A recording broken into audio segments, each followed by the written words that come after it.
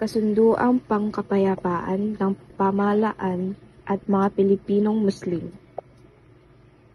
Ang mga kasunduang pangkapayapaan ng pamahalaan at ang mga Pilipinong Muslim ay naglalayong itigil ang labanan at magdala ng kapayapaan sa Mindanao. Gusto nilang ayusin ang mga noong problema, tinutulungan ang lahat na mamuhay ng mas magandang buhay at bumuo ng tiwala sa pagitan ng dalawang grupo. Ang mga kasunduang ito ay naglalayon din na mabigyan ang mga tao ng mas maraming pagkakataon na makapag-aral, makapaghanap ng trabaho, at magkaroon ng mas malakas na lokal na lider upang tulungan ang kanilang komunidad na umunlad. Ang Pilipinas ay binubuo ng 7,641 ng mga isla na nahati sa 3 malalaking pulo, ang Luzon, Visayas at Mindanao. Sa 3 pulo, ang Mindanao ay tinawag na lupang pangako dahil sa malawak na potensyal nito sa pag-unlad ng Pilipinas dahil sa tinataglay nitong likas na kayamanan, kultural na kayamanan at malalim na kasaysayan. Ngunit nagtagal, palagi natin naririnig na may kaguluhang nagaganap sa Mindanao. Sa mahigit na 3 dekadang nagdaan, ang Mindanao ay nababalutan ng kaguluhan dahil sa walang tigil na hidwaan ng pamahalaan at mga grupong Muslim na gustong humiwalay sa bansang Pilipinas. Ang mga Muslim sa Mindanao ay may mahabang kasaysayan ng pakikipagtunggali. Sila ay naipaglaban ng buong katapangan dahil ayaw nilang magpasakop sa mga Kastila noong kapanahonang nananakop ang Kastila sa ating bansa. Sa pananakop ng mga Kastila, may mga iringan na nangyari sa pagitan ng mga Kristiyanong Pilipino at mga Pilipinong Muslim sa Mindanao. Dumating ang mga Amerikano at tinalo nila ang mga Espanyol. Subalit, batay sa kasaysayan, ang nangyaring labanan sa pagitan ng Amerikano at Espanyol ay palabas o kunwari lamang. Binayaran ng Amerika ang Espanya sa halagang $20 milyon. Ang dalawang bansa ay nagpirma ng kasunduan sa Paris na tinaguriang Treaty of Paris. At doon tinukoy ang lupaing kasasakupan ng Pilipinas na umabot hanggang katimugan kasama na ang mga islang Mindanao at Palawan. Sa panahon ng pananakop ng mga Amerikano, maraming batas ang itinilaga na nagpapahintulot na makapag-aari ng mga lupain ang mga individual at mga korporasyon. Sinasabi sa batas na ito na ang kailangan iparehistro na ng mga tao o korporasyon ang kanilang mga lupain. Sinasabi rin sa batas kung gaano kalaking lupain ang maaaring angkinin o pagmay-arian ng isang tao o korporasyon. Sa Mindanao, malalaking ektarya ng mga lupain na inookupahan ng mga Muslim at lumad ang naibenta o naparentahan sa mga nanirahan at mga kumpanyang may plantasyon. Nagresulta ito ng paglikas sa looban at pagkawala ng mga lupain ng mga Muslim at lumad na minanapan nila sa kanilang mga ninuno. At dahil dito, nagkaroon ng alitan at kaguluhan ang dalawang panig. Noong panahon ng pananakop ng mga Amerikano, ay itinalaga nila ang batas na kailangang iparehistro ng mga tao o korporasyon ang kanilang mga lupain. Subalit sa pagdami ng mga tao sa Mindanao, ay nagsimulang mag-angkinan ng lupain ang mga ito. Nang dahil sa angkinan ng lupa ay nagdulot ito ng marahas na alitan at patayan na nagdulot ng tinatawag na Jahabida Massacre. Nang dahil din dito ay namulat ang damdaming nasyonalismo ng mga Moro. Sa panahong ito na itatag ang organisasyong MNLF.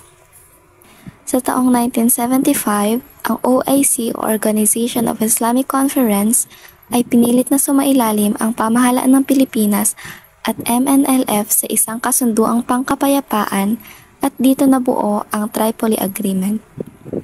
Ayon kay Bobby Jean Barbadilla Noga, noong Disyembre 23, 1976, sa ilalim ng negosasyon ng OIC, ang dating Pangulong Ferdinand Marcos at ang leader ng MNLF na si Nur Miswari ay lumagda ng unang kasunduan ng kapayapaan sa pagitan ng pamahalaan ng MNLF.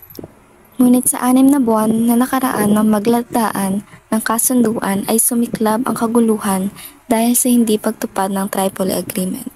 Dumaan ang maraming panahon, ang People Power 1, kung saan pinatalsik sa pamamahala si Presidenteng Marcos, ang Administrasyong Aquino at ang Administrasyong Ramos, ngunit hindi pa rin nasasagutan ang dahilan ng kaguluhan sa Mindanao. Subalit sa panahon din ng Administrasyong Ramos na 4 na taong nakalipas, nilagdaan ni Pangulong Ramos at ng leader ng MNLF na si Normer Suarez ang tinatawag na Final Peace Agreement in Mindanao na nangyari noong September 2, 1996. First Agreement of 1996 Final Peace Agreement. Ang failed agreement ni Marcos sa 1996 Final Peace Agreement ay humantong sa pagkawala ng mga pahayag ng 1976 Tripoli Agreement. Ang pambansang pahayag ng mga pahayag ng 1976 sa 1996 Agreement ay naglalayong magkaroon ng mga rehiyon ng otonomiya. Ngunit, di gumanda ang kinalabasan. Ang layunin ng pambansang pahayag ay magbigay ng mga rehiyon ng otonomiya. Ngunit hindi ito epektibo na humantong sa pagkawala ng mga pahayag noong 1976. 1996 Final Peace Agreement. Ang 1996 Final Peace Agreement kasama ang Moro National Liberation Front MNLF ay naglalayong wakasan ang dekada ng hidwaan sa Mindanao at magtatag ng balangkas para sa otonomiya at pag-unlad sa rehiyon. Matapos ang 4 na taong negosasyon, ang 1996 Final Peace Agreement na kilala rin bilang Jakarta Accord ay nilagdaan noong Setyembre 2, 1996. Ito ang naging sukdulan ng mga pagsisikap na lutasin ang maling impormasyon na nagpapatunay mula noong dekada 1970 na nagdudulot ng maraming pagkamatay at paglikas sa Mindanao, sa Maynila, Pilipinas. Nilagdaan ng mga kinatawan ng GRP at MNLF kasama ang mga internasyonal na tagamasid ang kasunduan. Epekto. Malaking hakbang na ito papunta sa kapayapaan, pero hindi pa rin nawawala ang mga hamon. Hindi lubos na natugunan ang hiling ng MNLF para sa ganap na kalayaan. Kaya nagpatuloy ang tensyon at lumitaw pa ang ibang grupo gaya ng MILF na patuloy naghahangad ng otonomiya at tumugon sa mga hinaing ng kanilang komunidad. Hanggang ngayon, patuloy pa ring ina-adjust ang pagpapatupad ng kasunduan bilang bahagi ng tuloy-tuloy na pagsisikap na matugunan ang pangangailangan at mga pangarap ng Bangsamoro.